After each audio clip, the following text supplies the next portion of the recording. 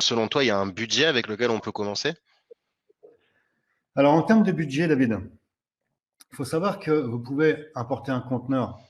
On va prendre l'exemple des canapés. Vous pouvez remplir un conteneur avec entre 5 et 8 000 euros, tout comme vous pouvez faire un conteneur d'écran de smartphone qui va vous coûter 50 ou 60 000 euros, quoi. Donc, c'est une histoire du produit que vous voulez distribuer. Mais ça ne demande pas forcément des gros investissements pour démarrer. Moi, à l'époque, pour vous donner un chiffre vraiment exact, il avait fallu 15 000 euros, taxes comprises, pour avoir fait venir, pardon, ces 150 motos. Et ces 15 000 euros, c'est important de le préciser pour ceux qui nous regardent, parce qu'on a toujours l'idée, je le vois beaucoup, les personnes qui rejoignent la formation, on a l'impression que l'import-export, ça va nous demander des centaines de milliers d'euros d'investissement. Alors, si vous les avez, tant mieux, mais on peut démarrer sans forcément avoir de grosses mises de départ. Bien sûr qu'il va falloir jouer avec la trésorerie, être très bon au niveau du marketing, mais à l'époque où j'avais démarré, j'étais étudiant, hein, j'ai démarré avec 15 000 euros, il y avait précisément 9 000 euros de prêt étudiant, plus des économies. J'ai réussi à franchir la barre des 1 million d'euros de chiffre d'affaires, donc je ne suis pas plus malin que vous, hein. C'est possible, il suffit juste de trouver le bon produit, celui qui est plus ou moins recherché, et de le vendre. On a la force aujourd'hui du net, quoi. On peut vendre ça partout, quoi. Alors, très bien, recherche produit. Parlons sourcing, du coup, puisque tu t'en la perches. Comment on fait pour rechercher le bon produit? Alors, vous savez qu'il y a des plateformes. Encore une fois, on a plusieurs possibilités. Lorsque l'on démarre, je pense que l'outil idéal, c'est d'aller sur Alibaba. Vous avez la possibilité, bien entendu, de visionner le catalogue ou alors de poser une request avec le produit que vous recherchez. Vous pouvez avoir des devis. Alibaba, c'est une très bonne plateforme. Je pense que concentrez-vous là-dessus. Il y a beaucoup de personnes qui regardent sur AliExpress. N'oublions pas que AliExpress, c'est un site de vente au détail. Ça peut vous donner des idées, bien entendu, de produits. Mais si vous voulez acheter au bon prix, tournez-vous sur la plateforme Alibaba, où vous allez avoir les prix, bien entendu, en quantité. Il y a également la possibilité de travailler avec des agents. Alors encore attention avec les agents, parce qu'aujourd'hui, avec le dropshipping, il y a beaucoup d'agents qui ont flairé le bon coup parce que la marge pour eux est très intéressante. Donc, concentrez-vous aussi sur le sérieux de l'agent. Lorsque vous avez des marges qui est vraiment dégradée par la commission de l'agent, on ne peut pas faire du bon business. Ça aussi, c'est important de le comprendre. Ok. En ce moment, tu saurais quels sont les délais si on commande en stock pour faire venir de Chine? Et on me parle aussi de transport aérien, là. Comment ça se passe? C'est perturbé? Alors, au niveau du transport aérien, oui, c'est pas encore remis totalement sur les rails, hein. Il y a énormément de flux justement pour ravitailler les différents pays en rapport avec les équipements qu'on a vus au départ. Donc, les tarifs sont pas très intéressants en ce moment. C'est vraiment la folie. Ça a vraiment augmenté. En plus, on limite les quantités. Si vous avez beaucoup à faire venir, ça va poser problème. Il y a un mètre cube, quoi, à respecter. Au niveau du transport maritime, par contre, il n'y a aucun souci. Vous avez la possibilité de commander avec les usines et d'expédier. Ça, les tarifs sont intéressants en plus en ce moment. Par contre, au niveau des délais de fabrication, ça dépend du secteur dans lequel vous êtes. Il y a des secteurs qui sont très rapides, d'autres. En général, il faut compter lorsque vous posez le deposit pour effectuer une commande en Chine, vous avez entre 15 jours et un mois et demi de fabrication suivant le délai de l'usine. Ok. Alors, on revient sur la question, sur plutôt la remarque que nos participants ici n'ont pas forcément d'entrepôt à leur disposition pour stocker. Et moi, je rebondis aussi sur une autre question. Tu parles souvent de conteneurs depuis tout à l'heure. N'est-il pas possible d'importer un carton? Alors oui, c'est possible d'importer en groupage d'ailleurs. Je crois que nous sommes aux alentours de 40-45 euros le mètre cube. Donc tu peux importer de la marchandise, on va dire une palette, en toute comment dire facilité, quoi. Après, bien entendu, que le coût, j'aime bien parler en conteneur parce que je vise la rentabilité. Il y a des frais que tu importes une palette ou un conteneur qui sont les mêmes en fait. Donc c'est pour ça que je parle toujours avec le conteneur, mais bien entendu, vous pouvez importer par palette en faisant du groupage sans aucun souci. C'est ça, moi j'avais commencé sur des vélos électriques une fois. et j'étais pas sûr de la chose et j'avais commandé, je sais plus, 4-5 vélos. 4-5 vélos, c'est tout à fait possible. J'étais pas obligé de commencer par un conteneur en tout cas. Voilà, et ce qui te permet aussi de tester le marché, tester le produit, ça c'est parfait. Et au niveau de l'entrepôt, j'avais oublié de te répondre, excuse-moi David, tu as la possibilité de stocker chez Amazon, Amazon FBA par exemple, ou pas que, il y a aussi de nombreux transporteurs où tu peux faire arriver ta marchandise et ils s'occupent à la fois du stockage et de la réexpédition. Donc, il y a toujours une solution qui est envisageable lorsque l'on veut faire du business. Super. Alors j'ai une question qui est assez intéressante de Laurent, qui raconte une histoire comme quoi son ami a pris une entreprise de logistique qui donc a pricé précisément le produit livré jusqu'au domicile avec un prix juste, le poids, la taille, les frais de douane inclus. Comment a-t-il pu déterminer tous ces frais, tout compris avec autant de précision? Et puis je rajoute à ça une autre question qui vient bien évidemment. Est-ce que ça vaut le coup de passer par ce genre d'entreprise de logistique? Alors, il y a ce qu'on appelle le door-to-door, c'est-à-dire le fabricant ou le fournisseur vous envoie la marchandise livrée jusqu'à votre domicile et vous avez la possibilité d'y inclure les taxes.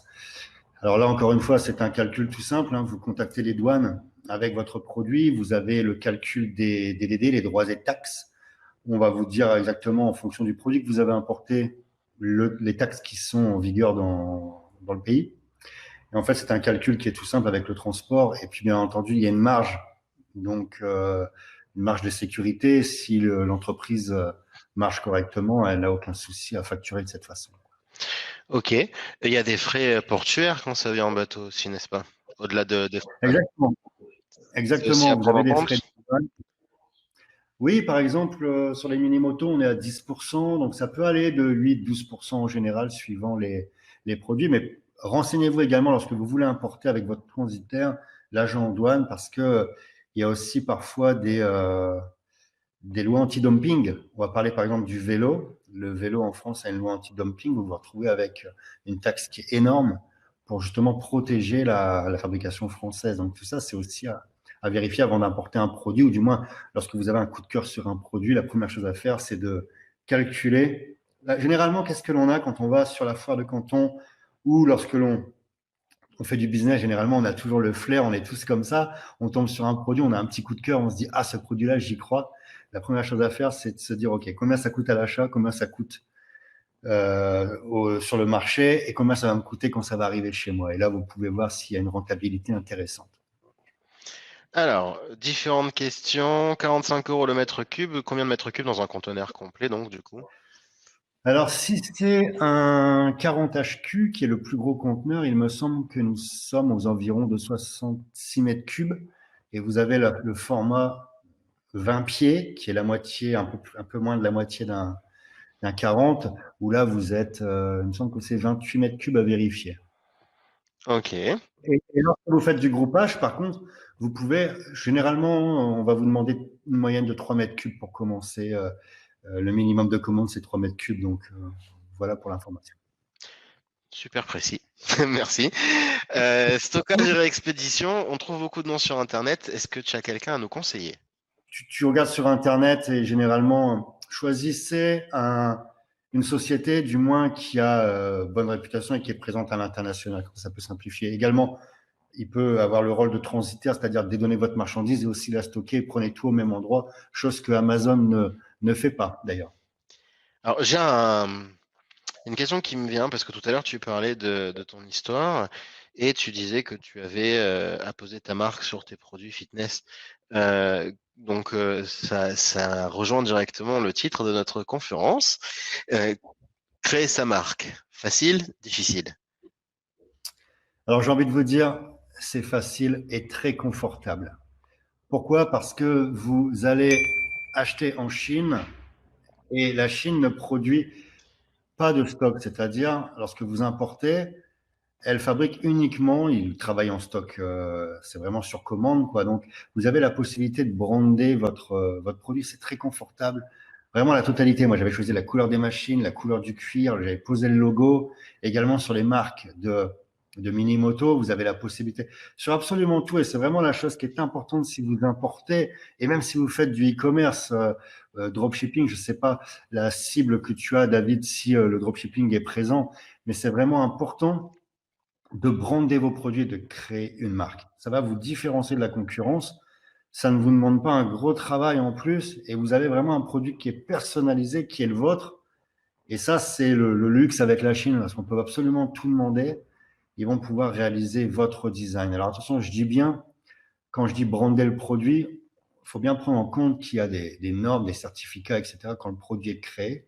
Donc, on pense à toujours utiliser le produit suivant le cahier des charges qui a été fourni pour obtenir la norme CE, parce qu'on ne joue pas avec les normes. C'est d'ailleurs une grande responsabilité lorsque vous êtes importateur, vous importez un produit, vous avez donc la responsabilité de tout ce qui va se passer. OK, il y a de l'argent à gagner, mais aussi une grande responsabilité. Donc, on doit faire respecter le cahier des charges. Donc, quand on brande un produit, quand on fait poser sa marque dessus, on évite de modifier le cahier des charges. Ça, c'est très important. Ok, alors j'ai aussi une autre question que je me suis notée. Quel est le plan d'action en fait? Ok, quelqu'un qui nous regarde là maintenant, qui n'avait pas envisagé ça hier, qui se dit, ben tiens, finalement, l'import, ça a l'air d'être pas si mal que ça. Il est chez lui derrière un ordinateur et l'idée vient juste de germer. Quelles sont les étapes? Qu'est-ce qu'il doit faire et comment il avance? T'abonner à la chaîne de Fabien. Non, je blague. Je la remets, mais c'est vrai. D'abord, avant tout, c'est vrai. Et pour le coup, j'insiste parce que c'est vraiment sympa. Merci beaucoup. Alors, les amis, je pense que si vous avez envie d'importer, de vous lancer sur ce business, la première chose à faire, c'est de regarder ce que vous avez comme outil, c'est-à-dire est-ce que vous avez un stockage, est-ce que vous avez une équipe avec vous, est-ce que vous êtes solo, bref, tout ça, c'est à mettre vraiment noir sur blanc. Vous voyez vraiment les moyens que vous avez en votre possession. Ensuite, vous tombez sur un produit en allant sur Alibaba, par exemple, vous sourcez le produit, vous avez un coup de cœur, vous vous dites, voilà, ce produit-là, j'y crois, je pense que ça peut marcher. La question à vous poser, c'est est-ce que ce produit est rentable? Comme je vous ai dit, vous regardez le prix, etc. Vous regardez les normes, si elles sont respectées, si elles sont en adéquation avec notre pays ou votre marché d'ailleurs. Ensuite, vous regardez si c'est une marque qui est intéressante, bien entendu, voir si ça vaut le coup de l'importer et de le vendre. Et surtout, est-ce qu'il va y avoir un SAV? C'est ce que je préconise lorsque vous voulez vous lancer, c'est de ne pas partir avec un produit où il va y avoir trop de SAV parce que ça va demander beaucoup de traitement, beaucoup de temps, beaucoup de prise de tête. Il faut le dire, le SAV, c'est vraiment un point hyper sensible du business. C'est là, il faut être excellent pour perdurer. Et quand on démarre, il faut éviter de se lancer sur un produit qui va déclencher beaucoup de SAV. Je pense aux produits électriques, produits motorisés, etc. Ça va demander un savoir-faire et peut-être qu'au départ, est-ce que vous avez la structure pour ça? Je pense aux mini-motos, par exemple, où j'ai dû trouver des mécaniciens, trouver des réparateurs pour justement assurer le SAV convenablement. Donc, lorsque l'on démarre, est-ce que vous avez envie de partir sur cette voie-là? Ça, c'est une question à vous poser. Donc, vous entourez aussi d'un bon transitaire, à la fois pour connaître les taxes, connaître aussi le dédouanement. Donc, vous allez pouvoir lui poser des questions. C'est d'avoir une bonne équipe avec vous pour commencer. Alors, la question sur la marque, finalement, a soulevé d'autres questions. Donc, je vais revenir un peu là-dessus. On demande ici quels sont les outils pour créer sa marque. Est-ce qu'il y a un, un niveau, enfin une quantité minimum, je crois que je l'ai trouvé quelque part cette question, mais je ne la vois plus. Oui, de quelle quantité on peut envisager pour poser sa marque et enfin déposer un logo. Alors ça, c'est assez surprenant comme question. Euh, donc, comment ça se passe, voilà, pour créer, j'ai presque l'impression qu'on parle ici d'image de marque aussi. Donc, tout D'accord. ça. La première chose, si vous souhaitez créer une marque et la faire perdurer, voilà, logo et le nom, on va à l'INPI et on protège sa marque, la première chose à faire. Si vous avez envie, bien entendu, de travailler votre marque dans la continuité. Mais vraiment, c'est le B à bas. Ensuite, les quantités, tout dépend le produit. D'ailleurs, si vous faites du dropshipping ou du e-commerce, il faut savoir que parfois, pour moins de 1000 euros, vous avez la possibilité de créer votre marque et votre produit en Chine. C'est pas des quantités énormes. Je pense aux lunettes de soleil, je pense Il y a des tas de choses, tas de produits à brander. Vous avez cette possibilité-là. Et c'est pas forcément des grosses quantités. Et encore une fois, vous pouvez vous démarquer. C'est ça le point fort. Vous avez votre produit, votre branding. Vous mettez votre storytelling autour et vous pouvez tirer votre épingle du jeu, justement. Alors, marque de maquillage, le maquillage, c'est pas problématique, et les produits de beauté? Alors, il y a certainement des normes. Je ne suis pas un spécialiste des produits de beauté. Il y a forcément des normes à respecter. Je ne peux pas vous dire lesquelles, c'est pas ma spécialité. Encore une fois, il faut se renseigner.